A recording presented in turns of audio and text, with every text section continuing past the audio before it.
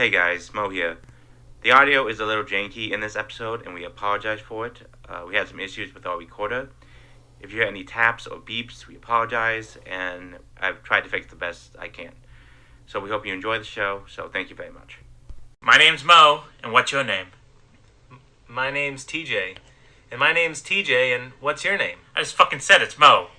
And this is... It's still new to us, damn it! Welcome to It's New to Us, damn it. I'm Mo, he's TJ, as Reedy just said, and we're here to watch every movie ever made to make sure people talk to us at parties and invite us to parties. And you know what? While we do stand wholeheartedly by the union in the strike, True. at least there's been a little break in the output of movies so we can catch up a little bit. That's true, That's true. the only bright side to this, but support unions, people. Yes, we are not breaking union code, even though we're not part of the union at all. They don't want us. They don't want us, but we're still not breaking union code because we're critiquing films. We are not promoting a film or anything like that, so we are fine. And kicking ass, taking names, and going to hella parties. Yeah.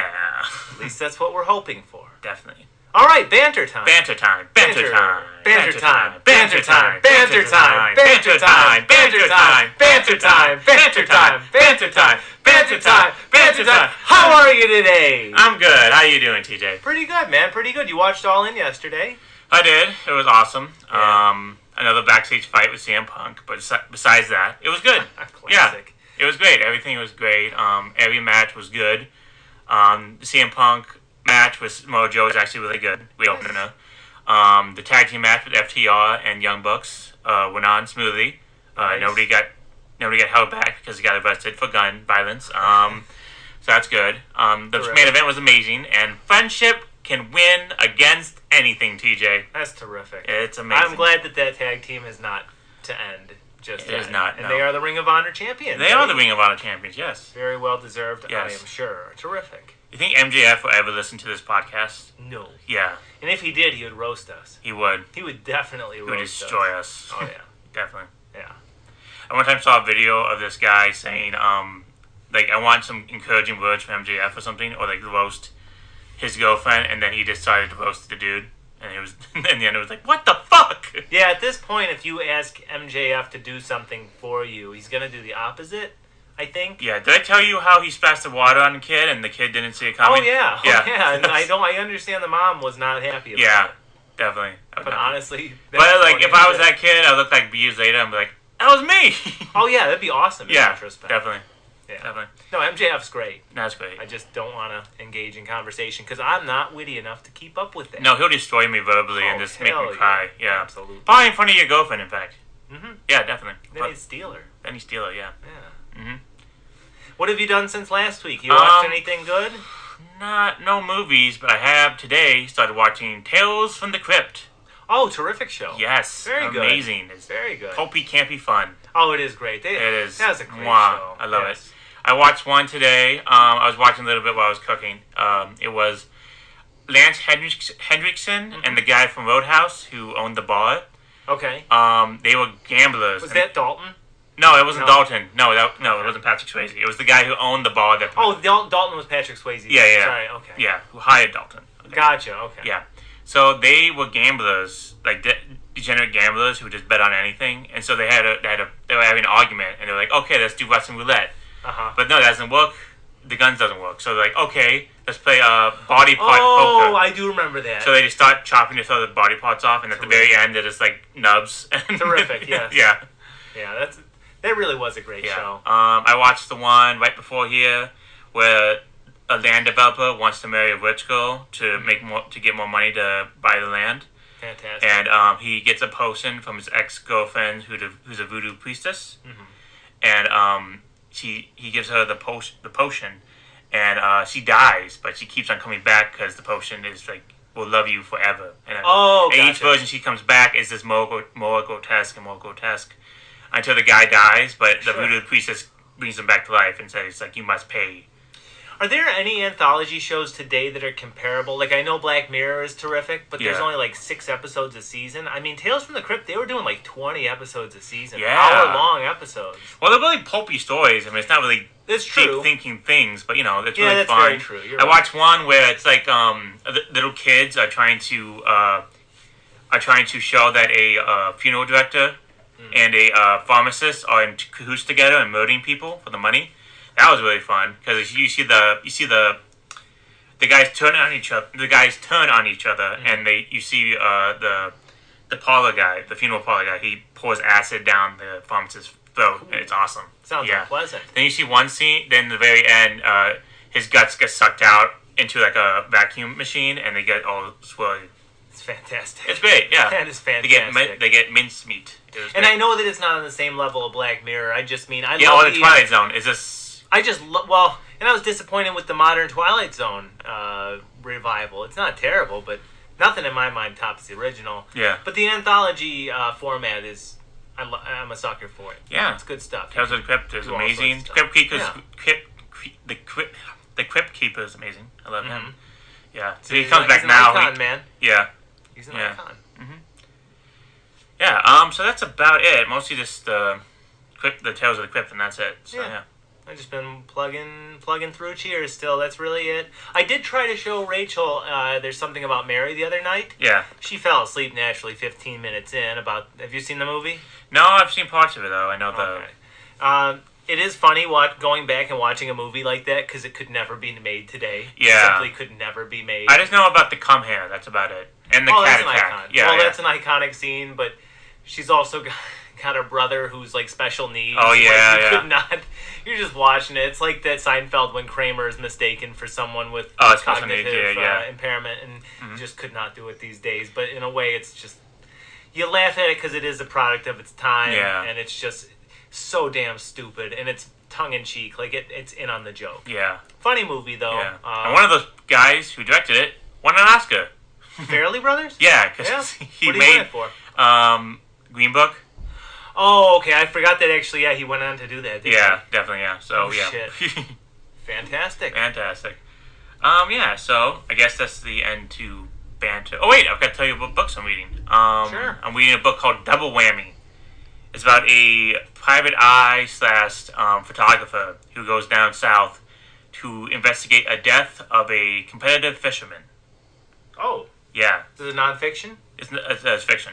Oh, it's fiction. Okay. Yeah, it's really good. Really hard crime novel. There's a guy named Skink who's a former governor who's a hermit. I love stuff like that. Who eats roadkill. I love stories like that. Yeah, it's really good. Same guy who made the book Hoot. Nice. And Striptease, which became the movie Striptease. Wow. Yeah. Fantastic. Yeah. So actually, I always get that mixed up with Showgirls. I was thinking Showgirls for a second, but I haven't seen either of them. Have you seen Showgirls? No, that's one of the worst movies I've made. Oh, God, so we have to watch it eventually? We gotta watch it. Shit? Oh, that's awful. It's like a masterpiece. I already have my next theme for my next 3 movies, and we'll get to that in next week. I think I have a plan for how I'm going to choose my next theme. All right, so. well, we'll cross that bridge when we get there. Yeah. I have not been reading any books, sadly. I did read a few over the summer, though. I read one called The Marsh King's Daughter, which was written by a Michigander. Mm-hmm. It takes place in the UP. That's a good one. And I found out that it's actually got a movie adaptation coming out sometime this year. It might have already premiered at film festivals. It stars Daisy Ridley as the main character. Oh, yeah. I saw a trailer for that today. Did you really? Yeah. No way. Yeah, I did. So I actually bought the book years back when it came out. Yeah. At Barnes & Noble. The employee there recommended it to me as like a psychological thriller. Mm-hmm. And I bought it. It was autographed by Karen Dion, the author, which is badass. I just got around to reading it now because I was a bum back then. Mm-hmm. But I read that, and I will have to check that trailer out now. That's exciting. I will check the trailer out. And then I also read, what the hell else did I read this summer? I read one called Before the Fall or After the Fall.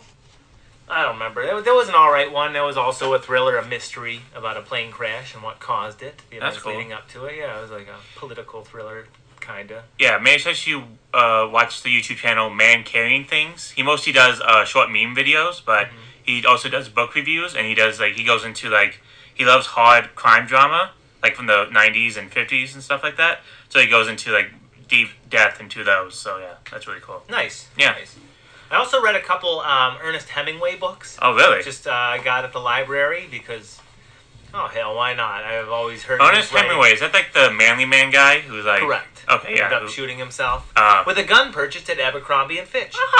They used to sell firearms. I was just thinking about Abercrombie & Fitch a little while ago because you know how the 2000s are coming back now? Yeah. Will American Eagle, Abercrombie and Fitch, and Hollister come back? I hope not. Yeah, Hollister that was still terrible. is still at the mall. I know that. Yeah. I mean, they weren't the worst, I guess, but they were just so overpriced. Like, I'm glad I never bought any of Yeah, that I bought shit. American Eagle. It was just Did you? like, I went into the store, I'm like, this is not for me. Like, I can't be Oh, here. geez, actually, now I am thinking of some of the products they put out, and it was Yeah. oh, God, that's It really wasn't gonna bad come back. shirts, but I just go into that store, I'm just like, okay, this is like the store where kids will beat me up in. And then, Oh, no.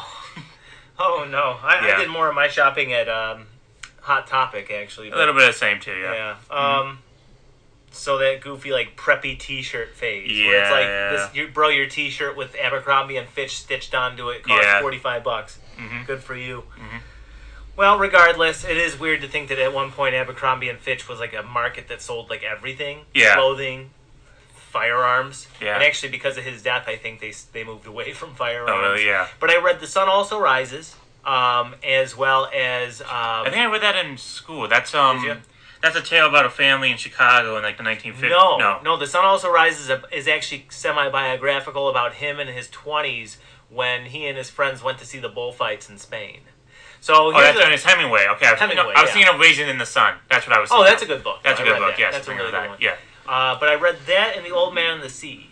And the reason I guess I wanted to do this was because in high school I read Farewell to Arms for a book report, and I don't remember much about it, but it was good. I like the way Hemingway writes. He's just very blunt. He's not fancy writing, but he's very, very good at. He's very descriptive. Yeah. He packs a lot into a little space. And for some goofy ass English project, we had to design a theme park based around an author. So I made one called The Fun Also Rises. The Fun Also Rises. And I think Ernest Hemingway would kick the shit out of you. Oh fuck yeah, he would have beat my ass. Yeah. No question. I read this book and it's literally just about these like 20-somethings after World War I expatriates who lived in Spain, and all they do all day is drink, eat, and smoke cigars. Like, it's all that they do, and I could not believe this book. I liked the book a lot. It's so hard to explain the appeal. I thought it was excellently written, but it's like the Seinfeld of its time. Nothing happens. It's about these American people living in France, and just all they do is eat and drink all day. That's it? There's no That's drama? it. There's no, like... There's some, like, romantic tension Yeah. among the characters, sure. Mhm. But other than that, it's nothing life or death scenario, really. Yeah. Interesting. Except, like, there's a running of the bulls scene, but, none of our main characters get... It's an interesting book. I thought it was worth the read. It's quick. Yeah. But anyway, enough of that. Banter time's over. Yeah. Banter time's over. Banter time's over. Banter time's over. Banter time's over. Banter time's over. Banter time's over. Okay, stop. Okay.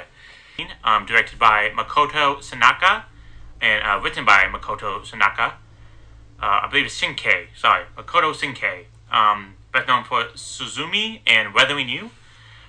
Starring Rinosuke Kamiki, Spirited Away, and Doraemon, Nobita's Dinosaur, 2006.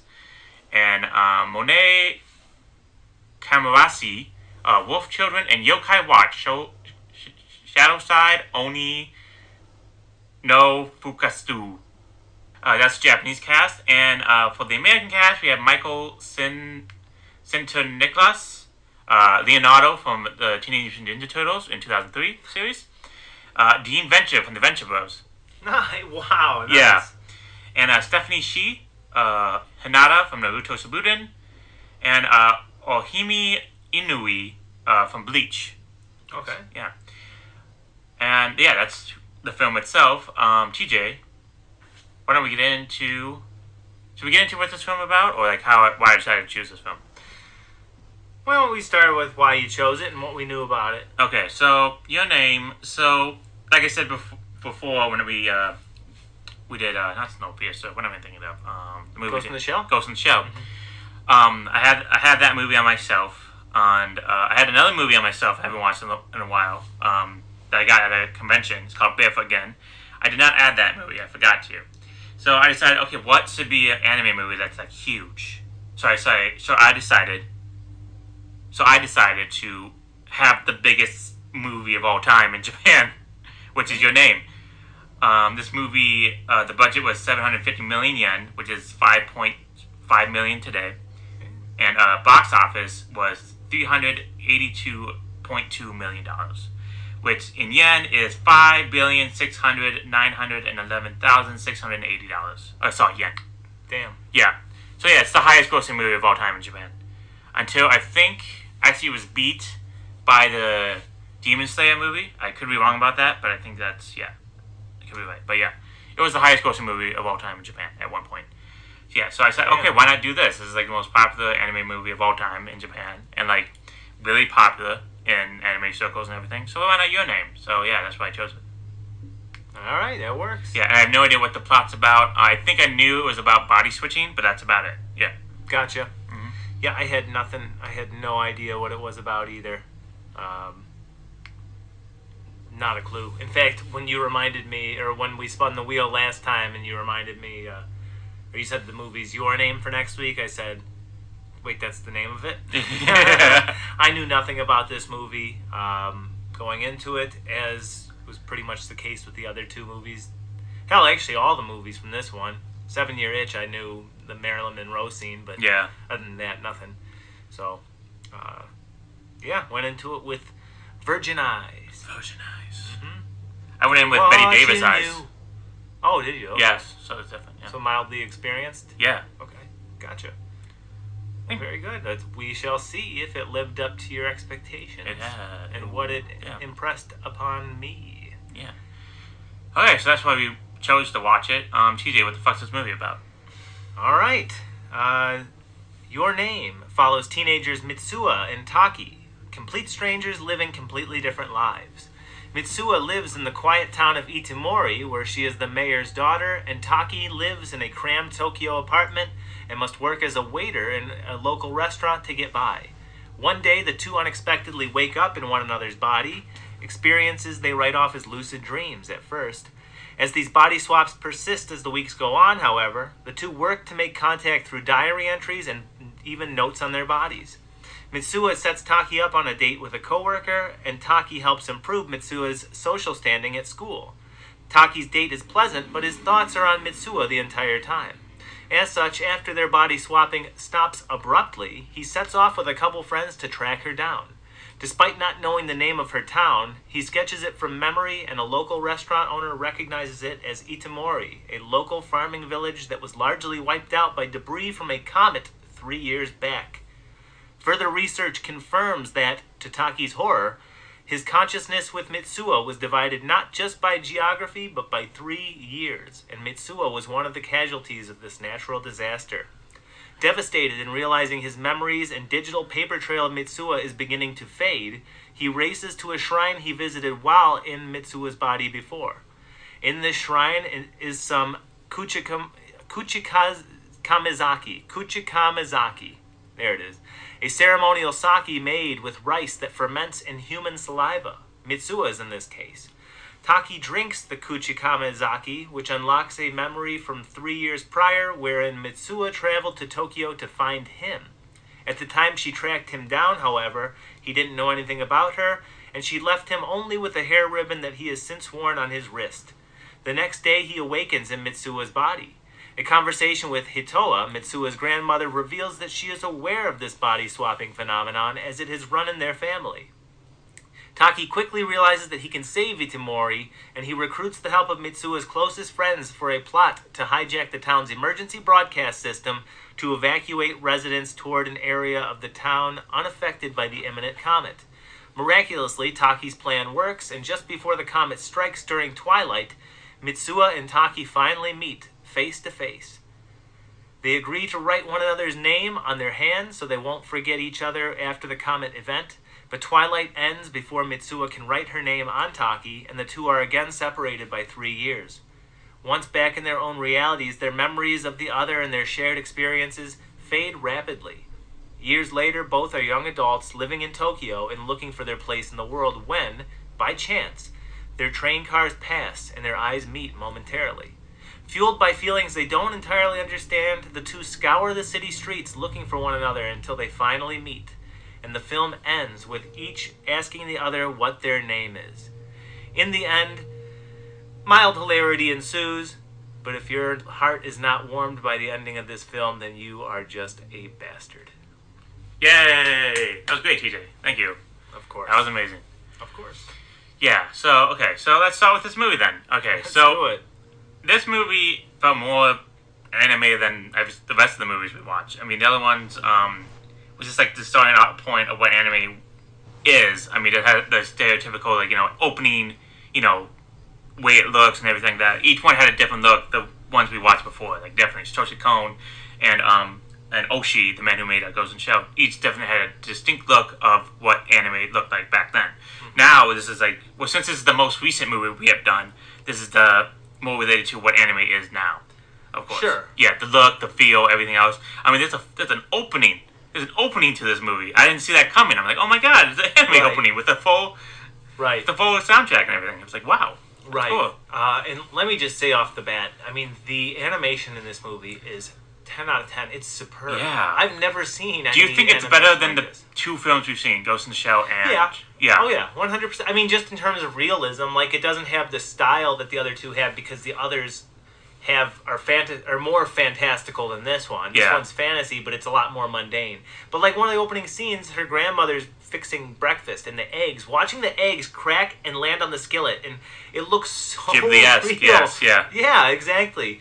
No, the animation in this is just so damn crisp. Like, I guess I'm not an anime person, but my read of what you just said is that while the other two are groundbreaking and trailblazers, this one to me felt more like anime in the sense that it doesn't necessarily need to be animation. The other two kind of needed to be animation. This one didn't, but that said, I think it's a beautiful animated film. Yeah. Like, this could have been a live-action movie. I think it would translate best to live-action. It may have been made into live action in Japan. They do that a lot. They make, like, when a film is successful enough, it becomes a live action.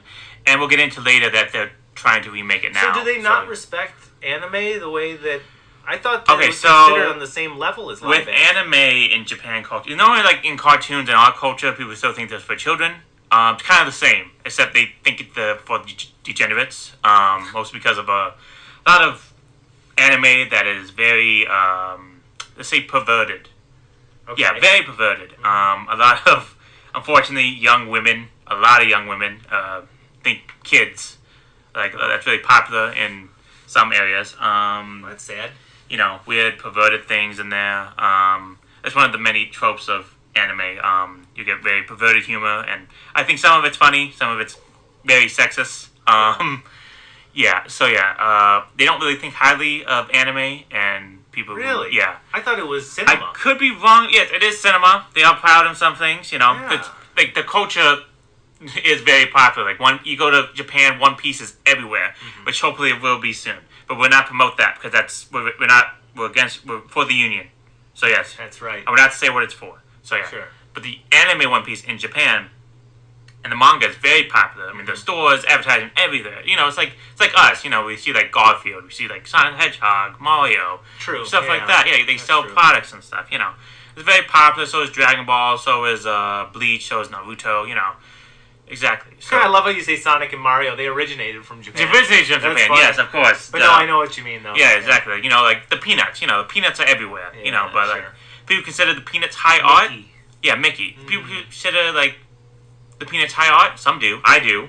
But some others don't. Some people they think it's a cartoon strip. I fucking love Peanuts. Yeah, who doesn't love fucking Peanuts? Yeah, every Halloween you gotta watch the Halloween special, and then every Christmas you gotta watch the Christmas special. 100%. Yeah, and if you want to watch the Thanksgiving one, I was just about to say. Watch the Thanksgiving one. Froggy, watch the Thanksgiving one. It's good. That's true. Yeah. A man named I think his name's Toonrific or something like that. Toonrific. He watched every Peanuts special, and there's like 50 of them. I didn't realize there were that many. Yeah, there were a lot of Peanuts specials, definitely. I remember there's one where they go to camp. I don't know. There's one where it's a live action one. Where there's a live action Peanuts special where it's Snoopy's cousin, Spike, and he hits his ride from a girl. And he's still in cartoon form, but the girl's human. Wow. Yeah. So, like, I think it was like a year after Roger Rabbit they did that, so yeah. Mm-hmm. Okay. Yeah. Yeah. But anyway, yeah. So, I'm guessing, this is what I'm guessing, from an anime I actually watched where a guy goes to, like, a rich fancy private school or something like that, and like the most popular girl in school loves anime, but nobody else knows it. Because if they did, they'll just mock her.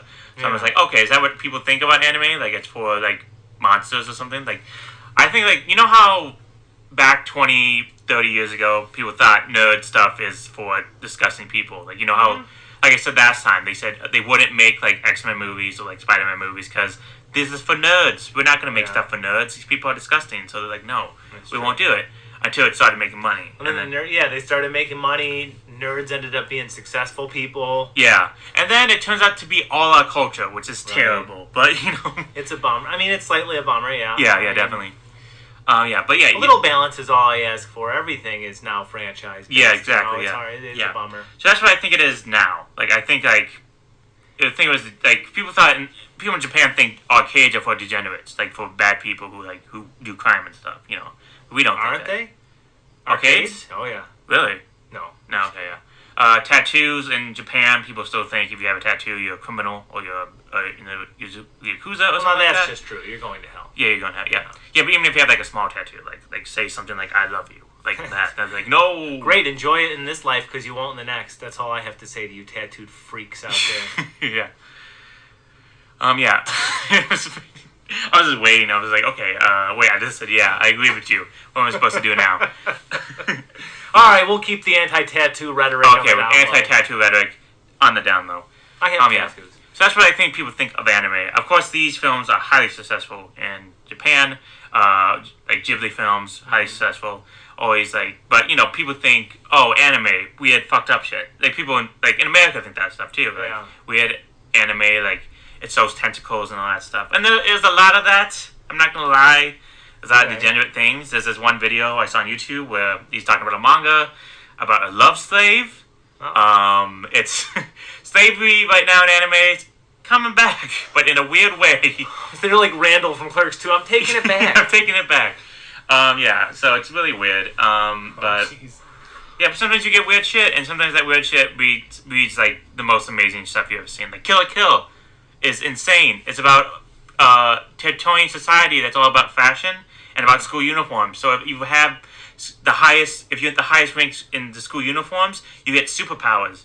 And it's amazing. It's so violent, it's so nasty, but it's amazing. And it's really sexual and stuff like that. But you see all that stuff, yeah, you know. Like Shonen Jump is like the most mainstream of it, but sometimes you get underground stuff that's also amazing. So it says Ghost in the Shell, like Paprika. And this is one of the mainstream versions of it, but this is still considered amazing. I mean, it's the highest grossing film in Japan, so that's definitely popular. popular. Yeah, that's awesome. Okay. Yeah. Well, okay, now I think I'm a little closer in understanding. Yeah. That's my opinion of what people think of anime in Japan. I'm not sure exactly, but yeah. I mean, hey, we do the same thing here where we take, and it's maybe it's more of a transparent cash grab here than it is more of an honor to be made in live action. But you look at, and I say live action loosely, but the live action Lion King and Little Mermaid. Yeah. Well, yeah, but I mean, those are soulless. In Japan, I think that's the system. You know, you make a popular anime. They have voice casting CDs. You get those. Yeah. You buy those. You make it into a K-drama. You sell that off. So it's like us too. You know, they're just doing it for the money mostly instead of the art. I got you. No, that bums me out because there was the one remake that I thought was fine was Jungle Book simply because that's an older movie. Okay, a lot of people might not have seen that. But when you start remaking Aladdin from 1990, Beauty and the Beast from like 89 or something, Little Mermaid from 92. Beauty 92, and the Beast. 89 might have been like Little Mermaid. That was Little Mermaid, yeah. They're just soulless cash grabs, and I do think I don't know if they did as well in theaters as I think did me and you go see Aladdin? I did actually. Yeah, I think it was me and you and another friend. Yeah. Yeah. I saw it. I was like, okay, and then I left. And then Will Smith tried his best. He tried his best. Yeah. He tried his best. It was not great though. I mean, there's no reason to watch it if you've seen the original or you have access to the original. Yeah. But I digress. Let's talk about this movie. Let's talk about the movie. So this movie, most anime of all the movies we've seen, definitely has more of the tropes. Definitely. High school kids, you know, in Tokyo. Everything else. So we start out, we meet our characters. The first scene, we see, what's her name? Her name is Masuya. We first see Masuya, and once again, going into boob humor because it's like she's feeling her boobs and it's like, what are these? And then we see like her little sister comes in and is like, stop playing with your boobs. Yeah. And I did laugh at that because it was actually really funny. I figured they had to be a cultural thing. Yeah. Yeah. So yeah, and we find My out. sister's reaction is funny. Yeah, and then we find out that's actually Taki. So that's Correct. he is taking over her body, and we don't know that. Right. And then it's after that we go to a scene where she has taken over her body again. But then it's the day after, so we don't know what happened. So it's like, and so everybody's telling her like, "Oh my God, you acted so weird yesterday." Like, what? What are you talking about? It's like, yeah, you did some weird stuff. And so then, I believe we don't go to Taki yet. I think we go to the next day after that, and then then we find out that Taki has taken over her body, and then we go through the day as Taki. It is a later reveal because at first, and I wrote in my notes, is she going through bouts of amnesia? She has no idea what happened. Yeah, maybe that was the point. Also, yeah. A little swerve. Yeah, so it does take its time in setting that up, which is, I think, a great benefit. Yeah. And you'll find that it almost plays into later the time difference between them too, whereas like you're shown a significant amount of what she's going through before, because chronologically she did go through this 3 years before he did. Yeah. You know what I mean? Even though they shared that consciousness. But that's something obviously we find out later. But yeah, it seems like she's weirding out her classmates with her behavior that we're not privy to. Yeah. Oh, I was wrong. No. Okay. We see Masuya in Taki's body right after that. So it goes to... Oh, yeah, because she grabs Masuya... Okay, so Taki's in Masuya body, feeling her boobs. I had to say that. Feeling her boobs. And then we cut to the next day when Taki's not in Masuya's body. And then we just cut to Masuya's in Taki's body. Mm-hmm. And then we experience Masuya's day in Taki's body. She feels his dick. Yeah, he feels his dick, yeah. She freaks out. She feels, yeah. She doesn't know what's going on. She acts so timid and tepid and stuff like that. Yeah. And then I love the friends interaction where it's just like, it looks cute today. Yeah. Yeah. Yeah. They said he looks very feminine or very something. Feminine, yeah, very cute today. And I was like, what? That I think was definitely a theme of the movie was, hey, it's great to be, obviously be who you are, but a healthy balance of masculine and feminine, typically held masculine and feminine traits is probably the best, Yeah, because it helped improve each other's lives. Exactly. Because where we see Matsuya, she's help out Taki with trying to impress, let's see if I can find her name. What's her name? Miss Okuda, one of the co-workers of the Italian restaurant where Taki works at. Correct. Yes, so that helps him out exactly, and then we get so we get that scene where Masuya's in Taki's body. Then we go through the day, and then we see the next day Masuya's has a note like, "Who are you?" Yeah, they begin leaving notes written on their bodies for each other. Who are you? And then it evolves into a diary app on their iPhone. Yeah, and then we get to speed up a little bit. It's like, oh my God, I'm switching bodies. What? Yeah. And then we get into a sort of montage of them going through their daily lives. Because okay, we need to set ground rules. What's going on? Right. And stuff like that. And an excellent montage put on by a excellent band called, I believe, the Ragwinds, I believe they're called. Which was actually in English, which actually was impressive. So I didn't know if they actually sung it in English in the sub one, or they just did it for the dub one. I do not know. I watched the sub one. Yeah. I assume that's what you watched? I watched the dub one, actually. Oh, dub? Okay. Yeah, I watched it on Amazon. Rad Wimps. That's what they're called. Rad Wimps. Rad Wimps? Rad Wimps. Rad Wimps. Rad Wimps. Rad Wimps. Rad Wimps. Rad Wimps. Okay. Sounds Rad good. Wimps. Yeah. Sounds good. Well, yes, they learn to coexist with one another, and their personalities complement one another, like you said. I saw it as kind of a play on, a lot of times it's been said humans we're kind of oftentimes wired to be afraid to do what we really want to do. So when you're in someone else's shoes, and you take control over someone else, you can kind of live out what you want. Because remember, too, Mitsuha said that she wanted to ask the coworker out. Exactly. I think that there's some kind of commentary in this movie about gender or sexual identities with Mitsuha.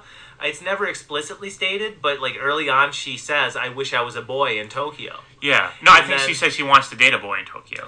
In the sub version, she very straight up says, "I wish I was a boy in Tokyo." It's it's before you even meet Taki. She's with her sister, and she says, "I wish I were a boy in Tokyo." And must have missed that. Okay. then so that's what the movie kind of plays that up where it's like, oh, maybe this happened because she wished for that. Yeah.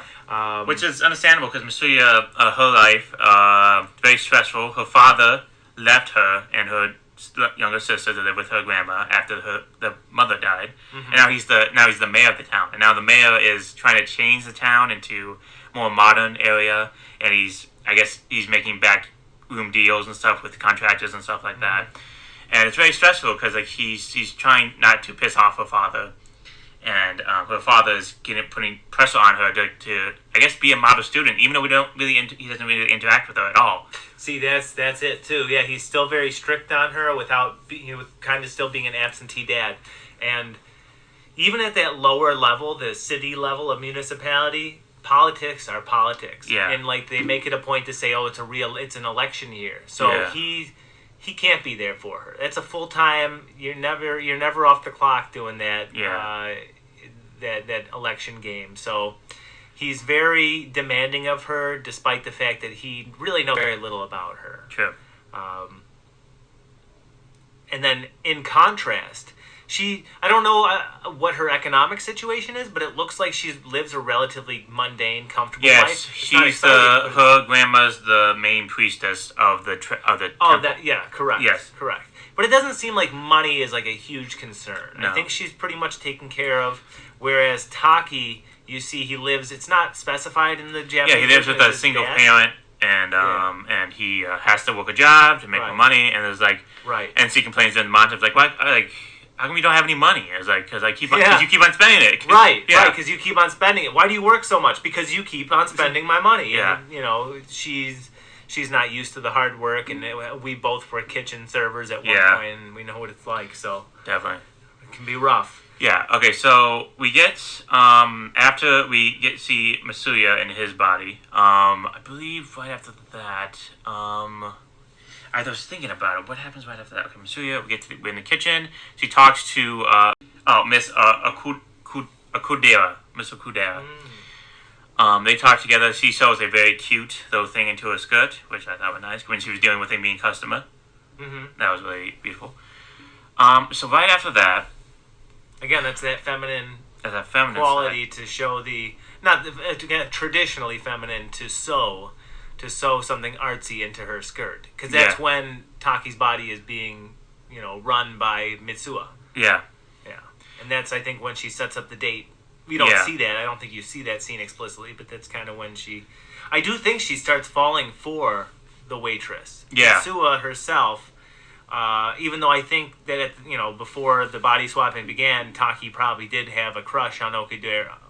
I believe it's even referenced, but I think that Mitsuha does too. Interesting. Yeah. So after that, then we start going into what's going on, what's happening, and then they figure it out, and so we go into a montage of them going through stuff. You see Taki. You see Taki standing up to the bullies that are making fun of her and calling out her father. So she's gaining some kind of power in her relationships. Oh, we forgot to mention the friends of Masuha. I love them. They were great. Let's see, the names Tessie and Sayaka Natori.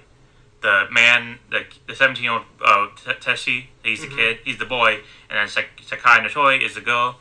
Where Tessie has a crush on Matsuya. I can say they were great sidekicks. I really liked them because you can tell they're going to end up together.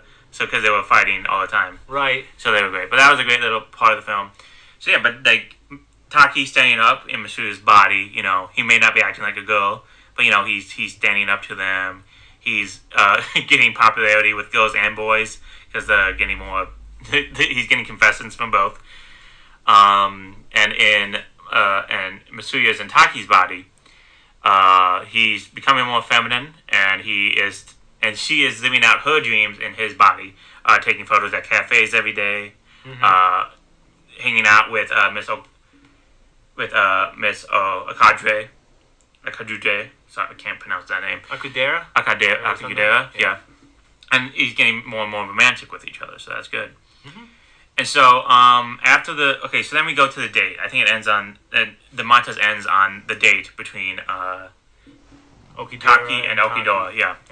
And so we find out that like he doesn't know what he's doing because he's nervous. And if you find out, okay, I think Okidora knows like he loves somebody else, and they after spending so much time within each other's bodies, they start to develop a feeling for each other.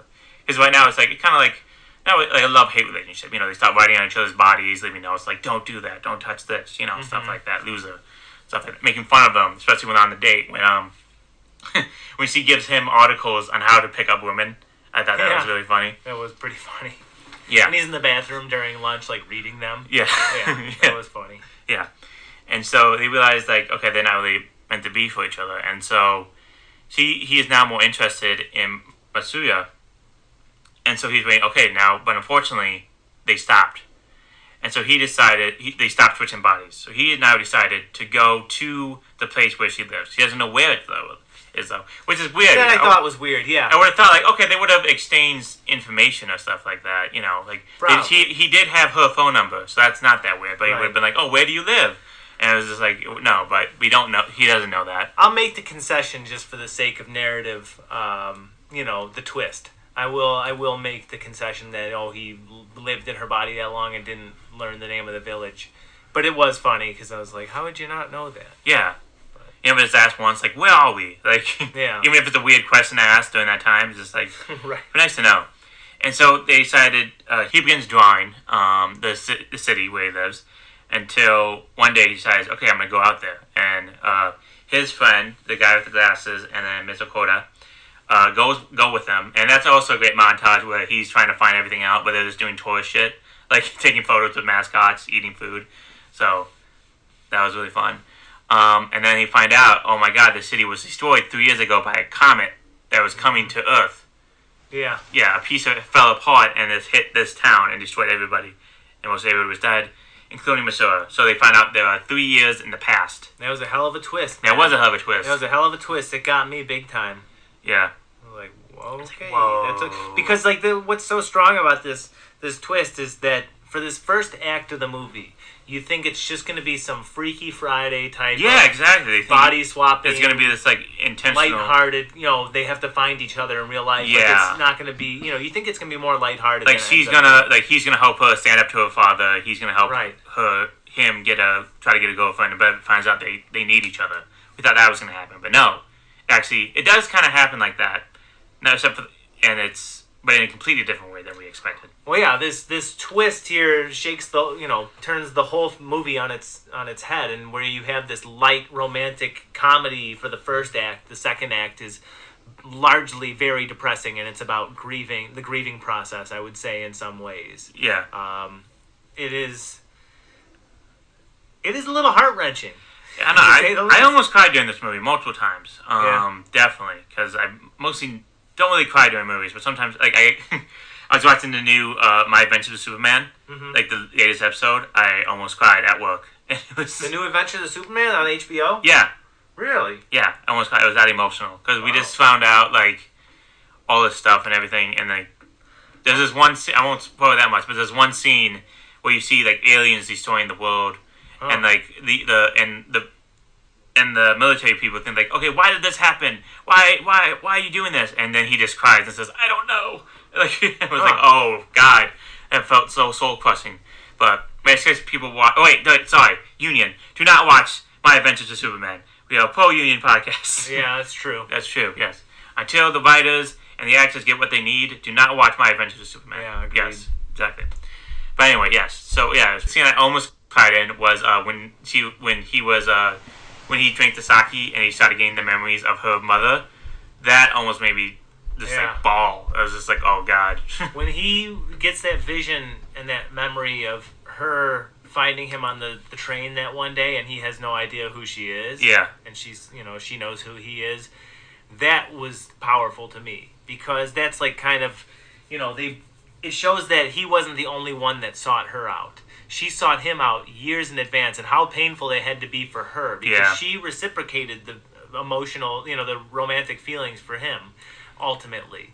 And for her to reach out to him and to be met with, who are you? like you're a crazy lady on a train. Like, I don't Yeah, know just you. heartbroken. That would be awful. That Yeah. would be genuinely awful.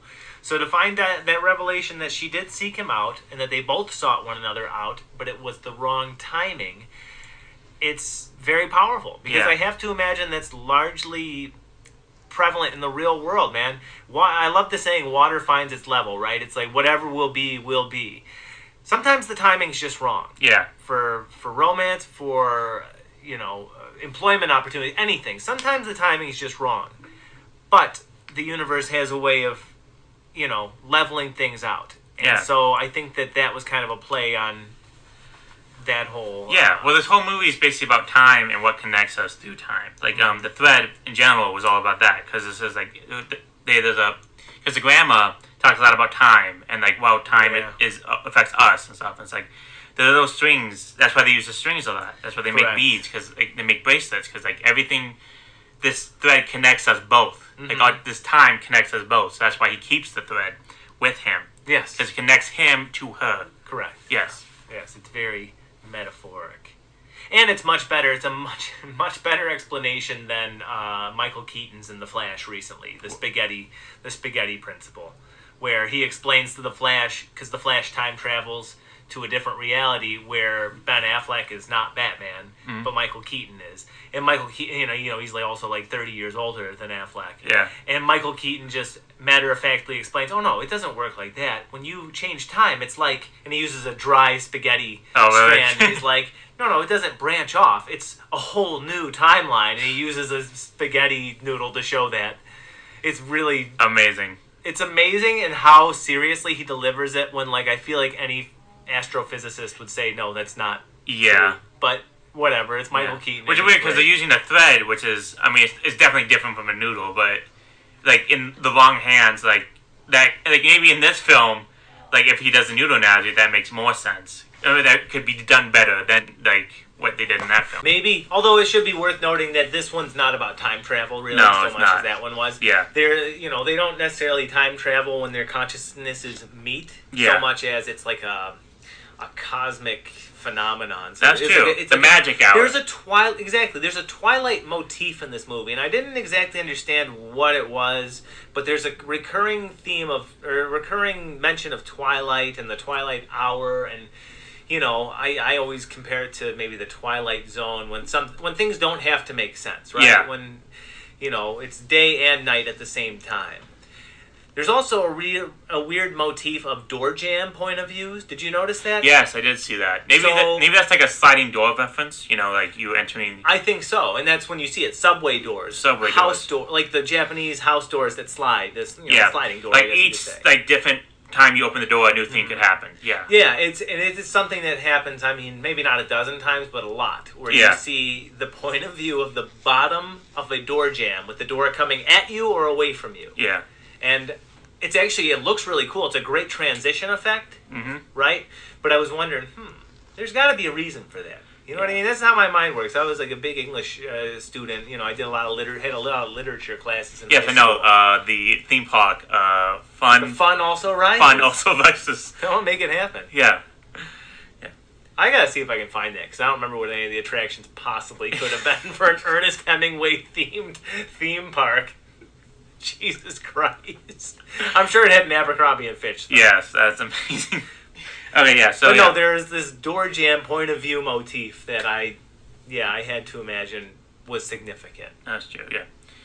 The animation for it was always nice. Yeah, definitely. So yeah, so if we find out that it's been 3 years and the town's been destroyed, and then we go to a local, library or the hotel also, and he starts just looking up stuff, information. It's like, what happened? How does this happen? That's impossible.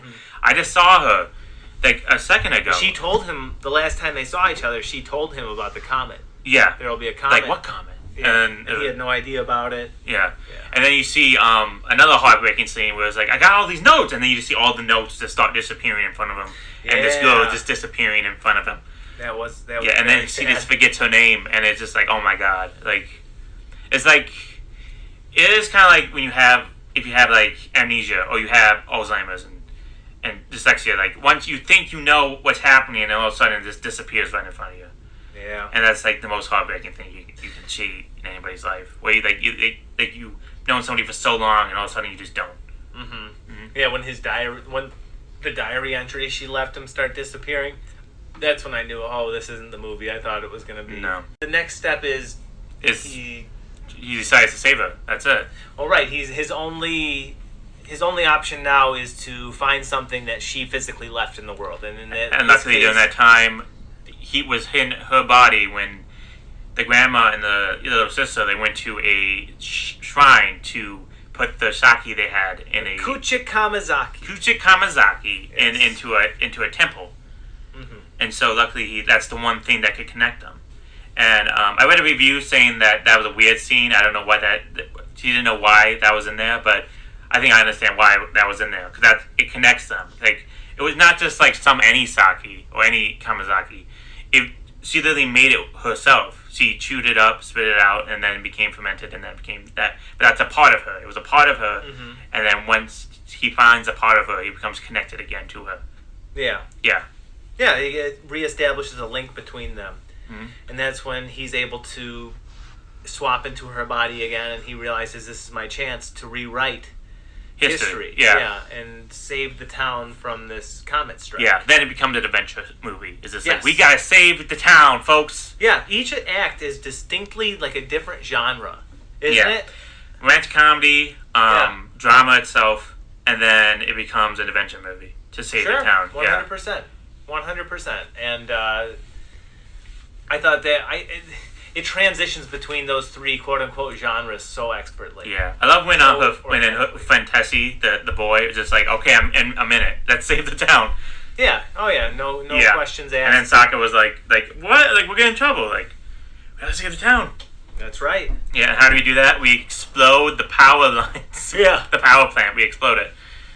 It's so great, yeah. And then we just see her this struggle to get this town to safety, but no one believes her, because if you're a person who's be like, the sky is falling, nobody's gonna believe you, because they see it like, wait a minute, the sky's not falling. Right. So yeah, you see her just like, I'm trying to fucking save this town, and nobody fucking believes me. And then we get the scene where Masuya wakes up in Taki's body, and then we see then she sees the town destroyed, and it's like, I died 3 years ago, and she's trying to wrap around that, but during that time, Masuya, Taki's in Masuya's body, is just trying to get her, because she's trying to reach her this one last time to know her name. And then we just get a heartbreaking scene, this one after another, where they meet, they're like, oh my god, they're gonna meet, they're gonna know each other, it's gonna work out, and then it ends just like that, and you just see them falling back, like, what is his name? I knew his name, and then he writes his name on her hand. Well, he's supposed to. Yeah, he writes. Yeah, and it just says, I love you. And I'm just like, fuck! And before this is powerful shit! Yeah. Yeah, before she could write on his hand, Twilight ends, and their timelines split again. Yes. Yeah. So all they have left of each other is, well, actually nothing, because she gives him the ribbon, or he gives her the ribbon back. Yeah. Right? Yeah, that's before they... Yeah, so that is a heart-wrenching scene for sure, because you think, okay, this is going to have a happy ending after all, right? And then nightfall comes, their timeline split. And then we don't know. Like, is he actually going to do it? Watching him understand that he's losing his memory, that has got to be so hard. It's tough. To lose your memory I've seen it happen personally in my life to somebody I know. Sure. My grandfather had Alzheimer's. My grandmother... Oh, it's terrible. It's terrible. It's terrible, but the realization that he's aware of it. Yeah. It's one thing, it's bad enough, and it's horrible for someone to lose their memory. Yeah. But for them to lose their memory rapidly and be aware of it. Yeah. They're like, I had it for a second, and then it's just gone forever. And it's not just like short-term memory, like, oh, I forgot my keys. It's just like, we're not talking walking into the walk-in cooler at work and forgetting what you need. Yeah. It's just like, you'll never remember her name, and you'll probably forget her in the next day or so. Yeah. Yeah. Terrible. It is absolutely... Yeah. It guts you, man. That's one of the great things about this movie. You don't know how it's going to end. And we all think, it's going to be a happy ending, but other times you don't think it's going to be a happy ending. And right. And right after that, she's like, I gotta save this town one more time. And then she tries to, and then the plan goes into motion. They hijack the emergency signal. He blows up the power plant, but it doesn't work. Still, her father stops her. Yeah. And we just had this one moment where, like, so before he goes, okay, so Taki goes into her father's office and is like, "You need to do this. You need to save these people. The world's going to be destroyed." Like, what are you talking about? And then he starts to berate him, and it's just like, okay, if this was Taki, I mean, if this was Masuya, she would just fall apart. But Taki doesn't do that. Taki fights. We know that because in the beginning we see a scar on his face, a bandage on his face, because he may be little, but he'll still fight for anything. And so he's just like, "You son of a bitch!" And then he just like, "Who are you?" He knows right away this is not his daughter. Right. And so he's like, "Oh fuck! Did I just fuck this up? Did I just ruin the town?" But then the final moment, he comes in and is like, "You gotta do this, damn it!" And then he believes him. And then, okay, no. Then it cuts away from that. That's like the last scene we see, and then we go back, and then we go back into Taki's body, and we don't know. No, wait. We time skip to like 5 years in the future. They're grown up now. Yeah. Taki's grown up, and we don't know what happened. Did it work? Did she see? We don't know. And we just go through it all, and then we see the news feed, and like it's the anniversary of this great tragedy. But luckily, no one died, and we're just like, yeah, fuck yeah, it worked. Everybody saved. They're gonna be together. Wait a minute, they don't know they exist. And we're just like, are they going to happen? Is this gonna happen? We see little peaks and valleys. We see the fans, Tessie and Saka. They're together, and like, yes, they meant to be together. We knew this from the beginning. Right. And then we're like, oh, come on, like, they just gotta be it. And then they see each other, and then they're like, oh, never mind. But then they fucking chase after each other, and like, it's gonna fucking happen. And at the very end, they walk by each other, and they're walking, and they're just like, what should I do? Should I say something? And then they finally say, excuse me, what's your name? And then boom. It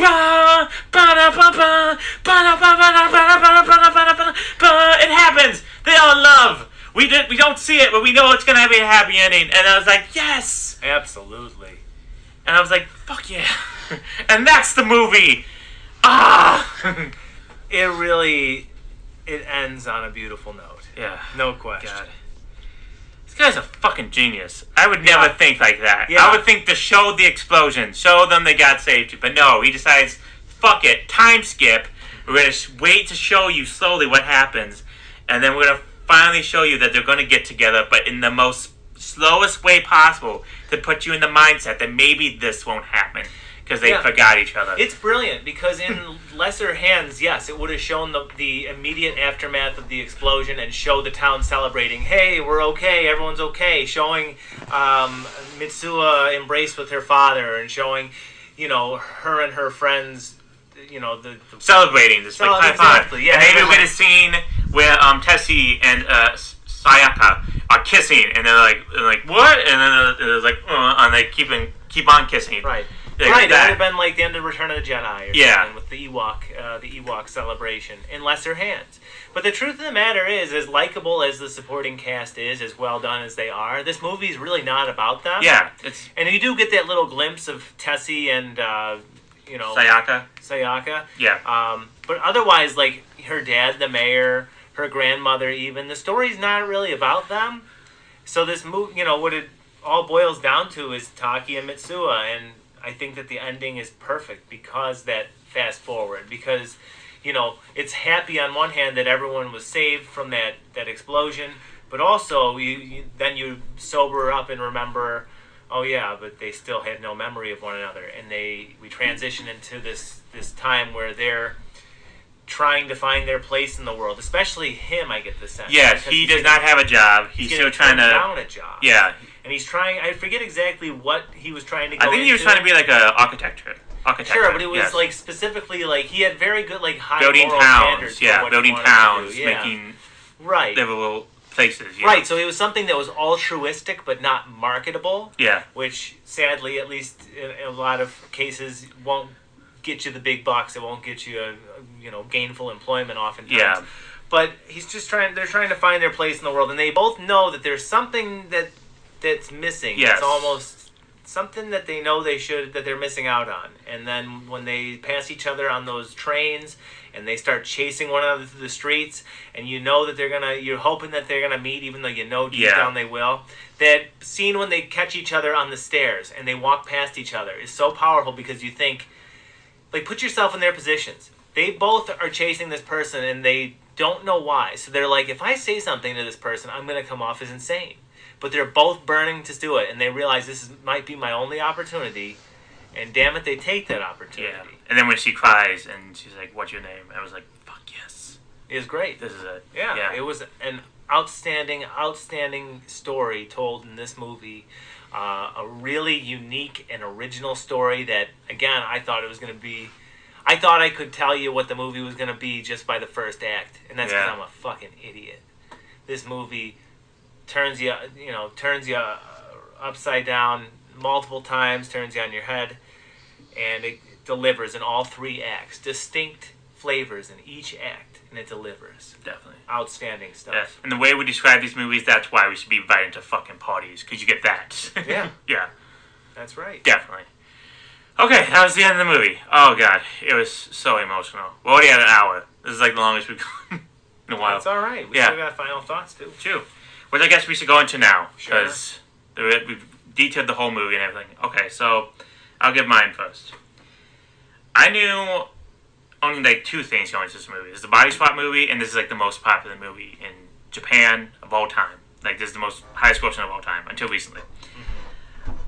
And I was just blown away by the heartfelt emotion that I felt watching this movie. This felt like I was watching Nausicaa Valley of the Wind for the first time. When I saw that movie, I didn't know what to expect, and I could just feel all my emotions just going through me one single like cell at a time, and it's had the exact same feeling. Definitely, I almost cried multiple times. I laughed. I don't know, like any other emotions. I felt anger. I felt depression. I felt like joy. I felt like this is what movies should be. This is like when we watched what was that movie? It was like the right after the Adventures of Baron Munchausen. Yeah, that had adventure. That had everything else, and that what movies should have been then. This feels like this is what some movies be also. Movies had heart, action, drama, everything. Yeah. Everything was amazing. The animation was amazing. The dubbing was amazing. Good. Way better than Ghost in the Shell. Way made feel like these characters. Good. And the animation just blew me away. It was so beautiful and majestic in every single way. Even the smallest details, from her taking photos of pancakes to him like working at a fine dining restaurant. Just him being yelled at every 5 seconds. Because of course it's Masuya, not Taki.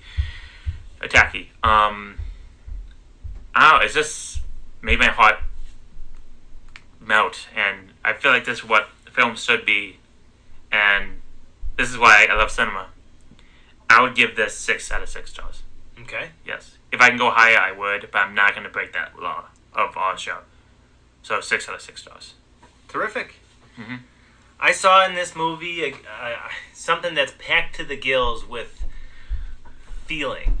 It's not necessarily sappiness, but just stuff that will make you feel, whether it's just wonder toward the animation, even in mundane scenes, like I said, the cooking of the eggs or the door jam point of views, but also themes of, well, what it is to be human, in this case, teenager. Yeah. It almost, Young, it's not nearly the same movie as last time with Ghost in the Shell, but it almost has a similar theme in that the grass is always greener, at least for that first act. You kind of see Mitsuha wants to be so badly living in Tokyo, and when she's there, she realizes, oh, I have to work to afford this guy's lifestyle, or to be able to go to cafes every day like she wants. To go to cafes every day, exactly. Mm-hmm. Right. So there's a little bit of that in there. There's a little bit of the constant human, there's different types of humans, and there are some that like being the big fish in a small pond. Look at Mitsuha's father, for instance, a mayor of a small town who you look at the mayor of a small town, they have ultimate power in that town. They have Yes. ultimate political leverage in that town, but you take them out of that town, they got nothing. Yeah, nothing. Yeah. But that's okay. If that's what they like, and as long as they're not unscrupulous, fine. Yeah. But it's that versus being a small fish in a big pond like Yeah. Taki is in Tokyo. Yeah, right? because you see in the first scene we see at the restaurant, the guy puts a toothpick into the pizza and say, "What is this?" Right, and right. tries to scam these people. Try to scam Right, the well, yeah, restaurant. and I tell you, the most damaging words our society ever adopted is "the customer is always right." Definitely. Yeah, as Larry. And we David, know that personally, folks. as Larry David famously said in Curb Your Enthusiasm, the customer is usually wrong and always an asshole. Yeah. Something like that. Anyway. And usually it's Larry who's the asshole. So yes, that's true. Correct. Yeah. Well, it's funny because he's a lot of times right. He just goes about things the wrong way. That's true. But regardless, I see a lot of just little mundane human things about this movie that endear it so much to me. Those themes. Also the one of taking the safe route. I think it's Tessie that says when they're talking about what are you going to do when you grow up? Well, I guess I'll just get a job and stay here and do my thing. And to be honest, the movie does a great job of not portraying it as a bad thing. True. Some people like routine. Some people like the safe route. And you know what? I am never going to blame people for taking the safe route in life. As long as you got your shit taken care of, do what makes you happy. If you like routine, go with it. If you like excitement and not, you're not necessarily hung up on the security of having that 9 to 5 that's guaranteed and do what makes you happy is really it. I just see also gender identity struggles. They're not struggles. That's the thing. That movie never Not frames it issues, as a but struggle. show strengths of gender Oh, sure, yeah. identity, Gender like roles. gender roles. Like, Yeah. yes, you can be masculine in a male society, and that's okay. But if you show a little bit of femininity in your life, it can make it more better for you. You can be more freer. You can probably talk to a girl. You can probably and have more fun. Instead of being all tight-lipped and like serious all the time. Right. And of course, for Masuya, like she's a very outgoing, very feminine, but still she's very tight to the core. She doesn't really speak out against people, doesn't really stand up for herself. And with Taki's help, she does, and she gain respect and popularity and stuff like that. It's showing how both sides have their strength. It's not just one together. Like you can be both masculine and feminine, and you combine them, you can be even stronger than you are. And that yin and yang also makes for a good romantic pairing. Yeah. Sometimes, you don't want to necessarily be with someone who's the exact same person as you. Sometimes you do need some, differences. Yeah. That Somebody's complement got to say to the chef, I didn't order mashed potatoes. And that's It's not- exactly what Rachel will do for me because I will not. I will never. I'll eat whatever they give me. Yeah. And I won't, and I'll love it. Mm-hmm. There is just so much, and I've done a terrible job at articulating this, so I apologize, but there is so much beautiful, mundane humanity in this movie. And I don't say mundane to be a bad thing. But whereas Ghost in the Shell was highly sci-fi, fantasy, this is, while it has that fantasy tinge, obviously, with the body swapping, this is a very down-to-earth story otherwise. And it's a beautiful story, a beautiful love story, frankly, about timing in relationships, about letting things just happen sometimes and accepting that it's not always going to be easy. It's a lot of times actually going to be very hard. But eventually, what did I say? Water finds its level, right? Yeah. Whatever will be, will be. And through each one of those 3 distinct acts, like I mentioned, everything is just done to such perfection. There's not a scene wasted. Mm-hmm. There's nothing that when the movie ended that I said, oh, you know what I wish I could have used? The only nitpick, I guess, was that he didn't know the village that she lived in. But you know what? Maybe it never came up genuinely. I guess I don't wake up every day, except that I work for the city I live in. I don't wake up and say, oh, it's a great day in city. Yeah. So whatever. I too give this a 6 out of 6. This movie is perfect. Yeah. And it's a beautiful little movie that I'll never forget, frankly. Sure. I wish I'd had the time to watch it a second time. Same. I might go back and rewatch it and show it to Rachel. I think she'd like it a lot. I may buy it on Blu-ray, yes. It's an outstanding picture. It is. I mean, it's just... I wish for everyone's sake that they didn't even bother with a live-action movie. And in our research, I saw it's by Bad Robot. Which I is do interesting. have research on that. We'll talk about that later. A little bit, yeah. But I kind of wish that they wouldn't even bother. This is a perfect movie as far as I'm concerned. Yeah. I think this really shows that, like, animation is not just for kids, you know. It tells deep line stories. Absolutely. And we should take it seriously. And, you know, there's going to be some live action remakes of a very popular show, which we will not mention because we are pro-union.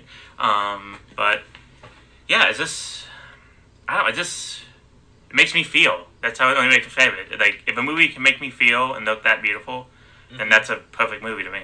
I agree. Yeah, definitely. 6 out of 6. Definitely 6 out of recommend. 6. Go Definitely watch recommend. Go watch it now, please. Yes. Okay, so that was our opinion of the movie, and let's go to everybody else's. There was a Roger Ebert review. Unfortunately, he passed away, so it's on his website, but this is from Brian Tallarico. He says, quote, "To say that your name is visually striking would be a giant understatement. Snaki and his team both have an eye for detail and a poetic vision. The setting of your name somehow feels both lived in and magical at the same time." I definitely agree with that. Whether it's a train station, its gorgeous skyscrapers touching the sky of a city, the never-ending horizon in Itomori, or just a series of streets on the mountainside. Your name is one of those animated films in which one could pick any still frame from it and hang it on a wall. He also goes on to say, Sinka avoids so many potential narrative pitfalls that it feels like the inevitable live-action remake will tumble into willingly, which I agree with that. For one, Mitsuya and Taki maintain gender differences without feeling cliched in the boy versus girl way of Hollywood, and we feel like without losing their personalities at the same time. The movie reminded me at times of Roger's famous quote about empathy, about how film has a gift to put us in someone else's shoes in the way nothing else does. That's really well said. Yeah, definitely. So yeah, that wasn't Roger Ebert. So I found another reviewer.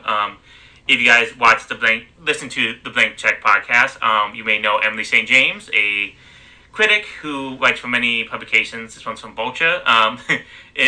Vox. Vox. For Vox, they give it V's. She gave it 5 V's.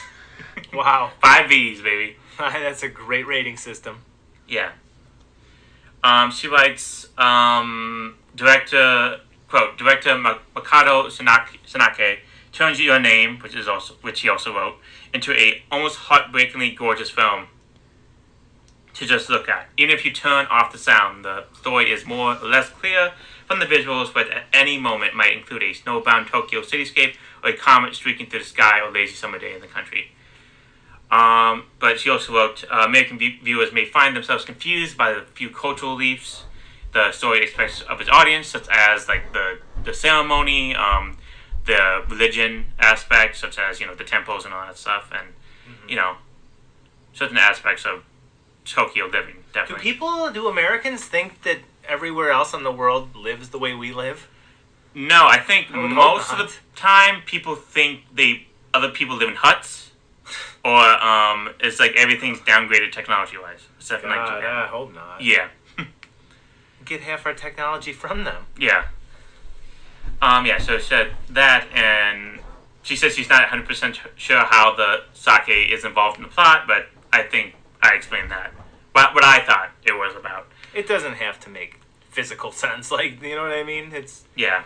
No, it's a symbolic. Yeah, but then she goes on to say, and I could have done without it in another movie, where the wise old person explains everything that happens. But it doesn't matter to her. Like, it doesn't matter. It's still beautiful. It's still a sensation. And she loved it, yeah. Nice. So, Good. Definitely. Okay, let's go to the awards section. This was not nominated at all for any Oscars. Definitely not. Not even, like, you don't get like a Studio Ghibli, like, bump, Even though this is the most popular movie ever, like the highest movie grossing in Japan. Well, maybe it paved the way for future movies. I don't know, like, animation and Oscars are not really matching up still, It's mostly all Pixar. Yeah. In the Annie Awards, this was nominated for Best Animated Feature Independent, so not nominated for the Best Feature. Even though this is, I don't know, animated does not count I don't count it as independent, like, yeah. But whatever. This was nominated for that, and also Outstanding Achievement in Directing, which it did not win for. Damn. It did win Crunchyroll's Best Animated Film, so way to go for that. Woo! Yeah. Yeah, definitely. The Oscars this year did have a Best Animated Feature. More than 3 films, so that's good. Zootopia won. So another Pixar film, which isn't bad. Zootopia, I heard, is a really good movie. Yeah. But it's just always like a Pixar film or like a DreamWorks film. It's always like one of those two. Sure. So more mixture would be great. Either like say like a small indie film would have won. Like there's also nominations are Cuba and the Two Strings, which I heard is amazing. Moana, My Life as Zucchini. That's a very indie film, very claymation film, I believe it is. And The Red Turtle, which I think won Best Feature Independent in the Annie Awards. Nice. Yes. Best Pictures for that year, of course, it was not nominated because I don't think an animated film will ever be nominated ever again for Best Picture. No. Because I think that, once again, only 2, Beauty and the Beast, 1992, and I think Snow White. I believe that was nominated. I'm not sure. You want to check that up, but if not, then only one film has been nominated, and that is Beauty and the Beast. Top 10 films of 2016. Number 1, Finding Dory. And they found her, so that's good. Way to go. Did see that in the movie theaters. Thought it was really good. Nice. We'll not watch it again. Probably never gonna watch it again. We'll probably watch Finding Nemo again, not Finding Dory. Yeah. Yeah. It was really good, but still. I've only seen Finding Nemo one time, and it was in German class, so I watched it in German. Auf Deutsch. I know Albert Brooks plays his dad, though. Yeah, that's cool. I like Albert. I got that as a gift because I got good grades in 2nd grade. Nice. Yeah. Give me. Kiss ass. Yeah. Why do I say yeah all the time? I don't have to agree with you everything you say. You just called me a kiss ass and I agree with you. Oh, Mom and Dad, I got another A on my spelling test. My parents gave me cash if I didn't miss school days. Honestly. Really? Oh yeah, I was such a little bitch in school all the time. Oh my god. Straight A student. Okay, number 2 was Rogue One, a Star Wars story. It's a good movie. I'll stand by that. That's the best Disney Star Wars movie. One of these days, TJ, you gotta rank all the Star Wars. And that's like every Star Wars you've seen. Or any like media Star Wars you've seen. I've seen the Christmas special, bro. We can do this. 100%. Yeah, we can do this. You can rank like all Star Wars movies, TV shows, and books if you want. I'll tell you what, because we're because we filled this podcast up, why don't we kick that game that we had planned to the next one, and we'll do that and a Star Wars ranking. I'll come prepared. Okay. Sound good? That sounds good. Okay. Okay, that sounds good. Number 3, Captain America: Civil War. Okay. Yes, was That's that a the good one movie. where Bucky comes back, like the first No, one? that's Winter Soldier, and that was my favorite MCU. Okay, so that's people say that's the best one, right? That's That my and favorite. Iron Man 3. Iron Man 3 is very polarizing. I don't dislike it, but I can see why people do.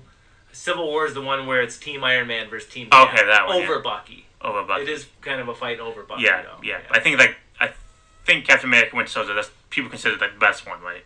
It's great. Oh, yeah. Yeah, okay. Oh, Winter Soldier? Yeah, I would say it's considered the best. Okay. Number 4, The Secret Life of Pets, or the last movie Louis C.K. did before he got caught masturbating. So, You can't force people to watch no, the you can't do that. Master, No, you It's can't. You can't do weird. it. It's so weird. So bad. People are such weirdos. Yeah. Number 5, the remake of The Jungle Book. It actually was good. I'll give it that. Okay. Number 6, Deadpool. Good movie. We love Deadpool. We Yeah, love Ryan Reynolds. Just wink it to the camera. Every movie. I Just do wink love- to the camera. yeah. Wink to it. Yeah, It's a good movie. that's great. 7, Zootopia.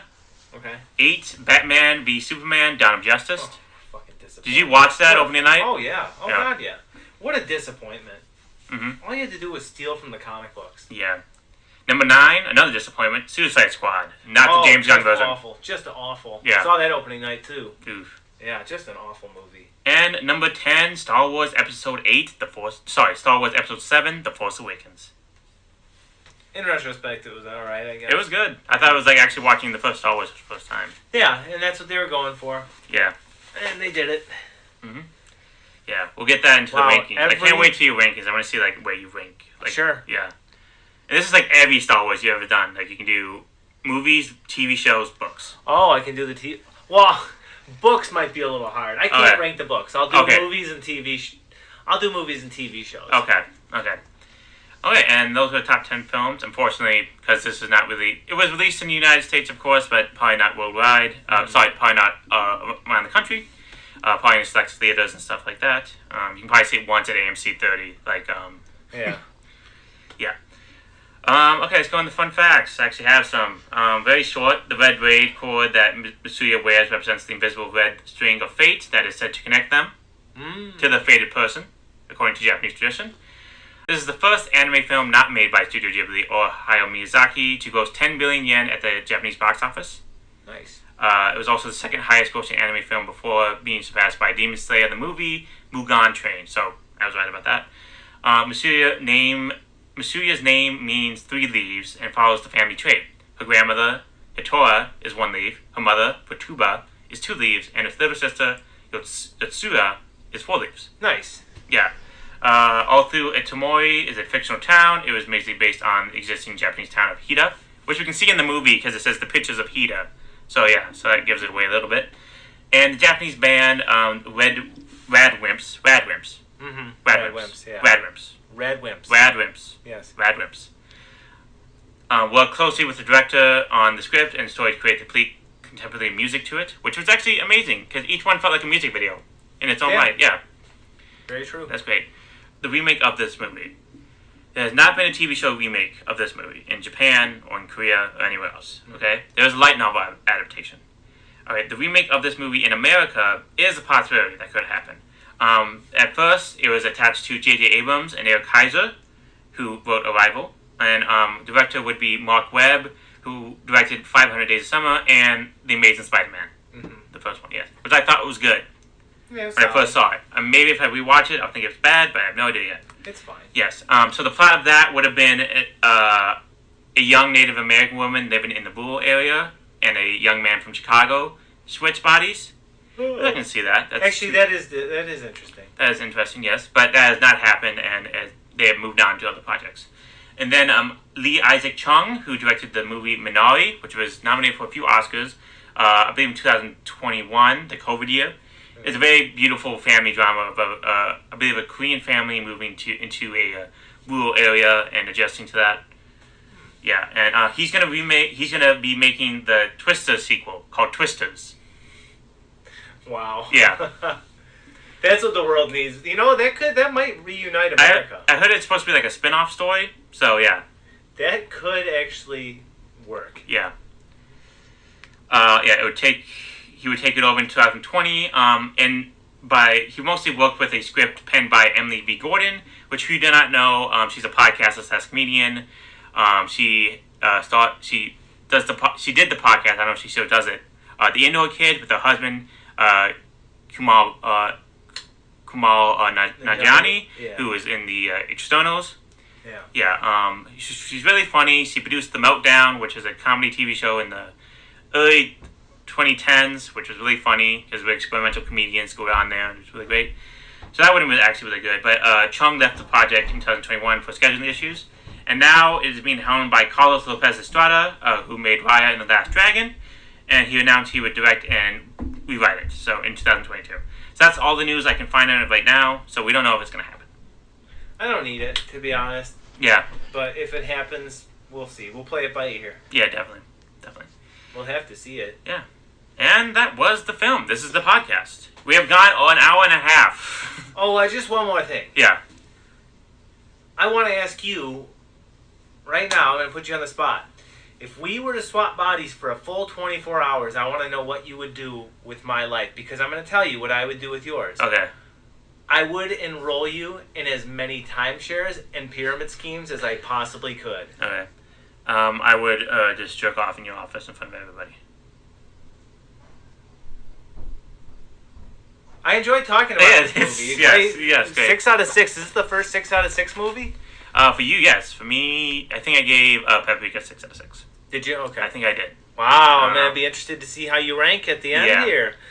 We could, we're going to have to rank these in a couple weeks, aren't we? Yes, we are, Because we've only got one more movie left. Yes, and that movie is The Last Emperor, I believe? The Emperor Waltz. The Emperor Waltz, yes, thank you, TJ. Which is a musical, it turns out. Yeah, directed by Billy Wilder. Yes. Billy Wilder has kind of struck out, but unfortunately that's because I've seen most of his movies. I'll tell you this, he's got 2 strikes. I mean, especially, he was done no favors by having us watch his first and then watch all 3 of the animes back to back to back, because they've been so much better than the Billy Wilder movies. Yeah, definitely. So he's got 2 strikes right now. We shall see. Maybe the Emperor Waltz surprises Maybe this is the first great Billy Wilder movie. We don't know.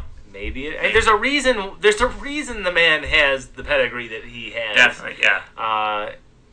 And as a reminder, he is blinking in his Wikipedia photo. He is blinking in his Wikipedia photo. Very funny. Very funny, definitely.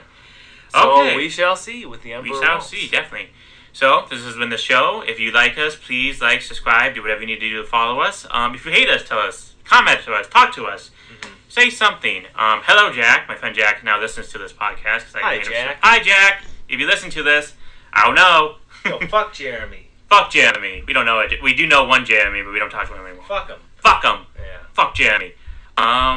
Yeah. Like, okay. subscribe, comment. You know. Follow us on Twitter at _dammit. I think I'm going to try to go back on Twitter just for that, but Yeah. it's just so bad. It's just every time I go on it, I see X. I'm like, Jesus. Bro, social media in general. Oh, yeah. Well, Twitter is a shit show right now. Yeah. But yeah, go follow us on Twitter at _dammit for new episodes. Also on our Facebook page, it's still new to us. Yeah, so please do that. We appreciate Yes. it. Grow this podcast so we can be invited to parties, please, okay? It's all we want. We're It's not all even we asking want. for money. Yeah. Definitely. Yet. Yeah, we're not asking yet. Yes. Maybe in the future we will. We'll see. We'll see. Okay, well, Thanks for listening. thanks for listening. And I'm Mo. And what's your name? And I'm TJ, and I don't even care what your name is anymore. Okay. I'm on to the Emperor Waltz now. You're living in yesterday. Okay. All right, and goodbye, everybody. Let's have Robert Mitchum play us out. See ya. Adios.